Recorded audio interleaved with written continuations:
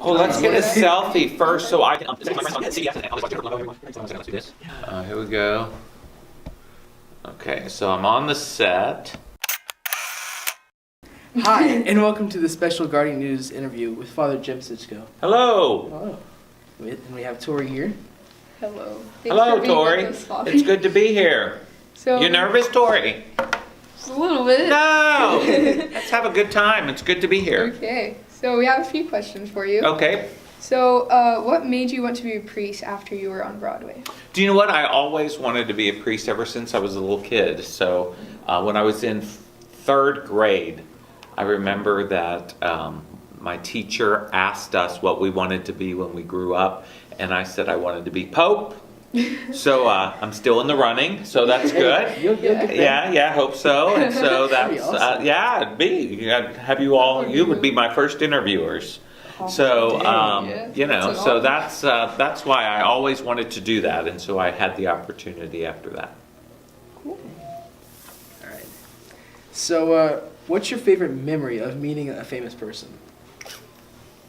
The most famous person I feel I've met is Pope Francis. That's And pretty big. yeah, and that was a neat opportunity. You know, it kind of, the first time I met him, it hadn't been planned. I was, sitting down, and he happened to come around the corner, and Right. that's where I got to meet him first. And so that was a pretty shocking experience,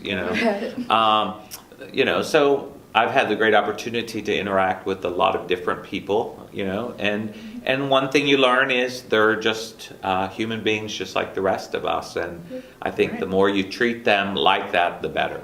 Sweet. Yeah. What was it like living with Pope Francis? It was very stressful, to be honest with you, because I don't think that the Vatican is used to having a pope live among people. In other words, in a kind of dormitory way, and so it was very stressful. If you're someone who can feel tension, you can definitely tell that there's someone special staying there, and so it's kind of like you can see there's a lot of security, there's a lot of checking to make sure that you're supposed to be where you are at the right time. So it's good. Yeah.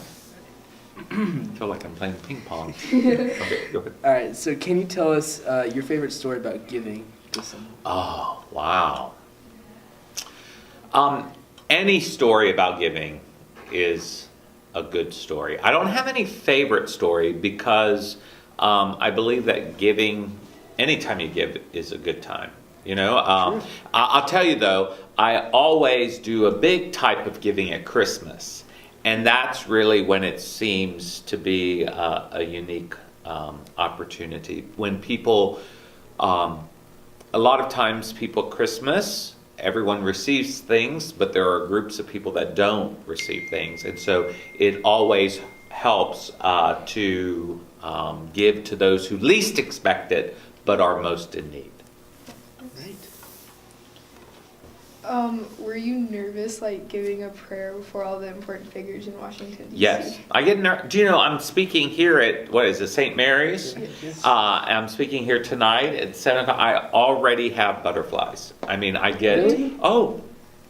I'm scared to death. Let me tell you what, if you come before 7 o'clock, you cannot find me, because anyone will tell you I will be in a room, in a chair, locked, so that no one can see me. I get terrified. Well, I mean, you don't show it on stage. Well, that's the key. You're not supposed to show it. But in fact, sometimes I would say they're not even butterflies. They're more like hawks or eagles, because I get petrified. Do you know, I'm petrified of being in groups.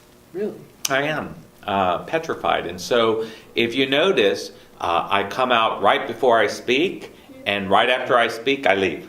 I go back. So I'm not in the group. I'm either in front of them or behind them, but never in the middle of them. So I'm seriously, I get scared to death. I could barely eat lunch today. I was so nervous.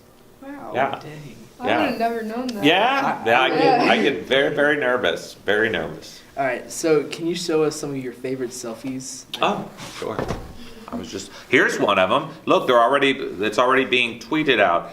Here's a selfie of being with the group here at Guardian. It is a good Picture. selfie. Very the good producer. picture. So that was sent out. Here, let's look at some of my other selfies. Of course, I don't organize them as well as I should, but let's look under selfies. Here's me with Sammy the camel in Israel. That was great, in the Holy Land when I was speaking. Oh, it switched. Here's another selfie. Let's see. Let's see. This was very interesting. Hold on. Oh, of course, here's Pope Francis. Oh, dang. That's a good one. Yeah. That's That a was good in the one. elevator, right? That was right before the Right before the elevator. elevator. Yep. Here's a selfie of my bloodhound, Gracie Marie Charlesy. Yes. Let's see if there's any celebrity selfies here, because I take so many. This is what happens. Oh, here's J-Lo. Have you ever heard of her? Whoa. Jennifer Lopez. Dang. Yeah. Here's another good friend of mine, Harry Connick Jr. Dang. Okay. Yeah, we'll see. There's a chef. Her name is Paula Dean. I don't know if you know of her. Yeah, there's Paula So many Dean. famous people. So yeah, there's That's lots of awesome. people here. I will tell you, if I can pull up real quick, the best selfie. Where is she? She's a good friend of mine. Her name is Dolly Parton. I don't know if you've ever heard of her, Yeah. but she's great. We'll have to find her somewhere. She's somewhere. But those are my favorite photos. So yeah. Here's Ellen. Have you ever heard of Ellen? Ellen Yes. DeGeneres. Yeah. Yeah. Wow. Okay, so That's cool. That's really yeah. cool. Yeah, so those are great selfies. Look, I'm still looking for. Where's Dolly? Are we doing good? Yes, go ahead. Oh yeah. What's your favorite city that you've traveled to in the U.S.? Tulsa, Oklahoma. Yeah. Yeah. I guess, yeah. Yeah. Tulsa's great. You know what? I didn't expect it to be this cold. Oh, Yeah, there's we get Dolly. Chilly. With my mom. There's Dolly.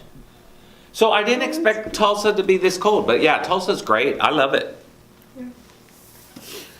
These are good questions. What are the best things about traveling, and what are the difficulties?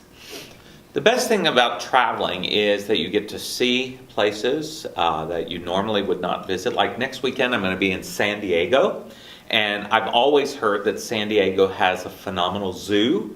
So I'm going to go to the zoo and have a private tour of the zoo, get to feed the giraffes and see the elephants. So it's seeing things. One of the difficulties with traveling is that you always have to be patient, because there are delays because of weather, there are delays because of safety, there are delays because of people, and so you have to be flexible. Yeah. And a lot of times people who do not travel a lot get very frustrated. But if you look at the larger picture, very rarely does my luggage get lost. Very rarely, thanks be to God, do accidents happen.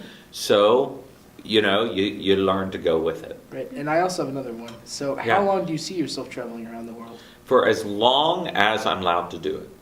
Okay, so I don't know, that's up to, as a priest, you take a promise of obedience to your bishop, to your superior, and so it's up to my bishop to allow me to travel as long as I do. So I would like to do it for quite a while, because I really love doing that. Yeah.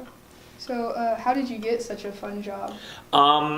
Through my bishop, to be honest with you. So my bishop allows me the opportunity to not have... Most priests who live in a diocese like myself have a church. Kind of like Father Jack, is it? Yes. Yeah, so he has a church. And what was that Vietnamese priest's name? Father Chewy? Father Zui. Z. Zui? Yes. I call him Father Chewy. I don't know why, but that's what name comes to mind. So, like Father Jack and Father Chewy, they live in this house and in this parish, and they serve you all. Okay, so that's what most priests do.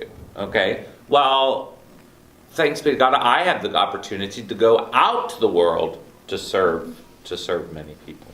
So, And then That's all. I have another. Oh, you have another question. I Oh, just thought of- look at this. So, how did you become a papal missionary of mercy? Yeah, the Pope is the one that selects that. So the Pope selected 1,000 of us, and it was a surprise to Pope Francis. Kind of throws out some shockers here and there, and so he kind of put together this year of mercy, and we were only supposed to be missionaries for a year because the year of mercy went only for a year.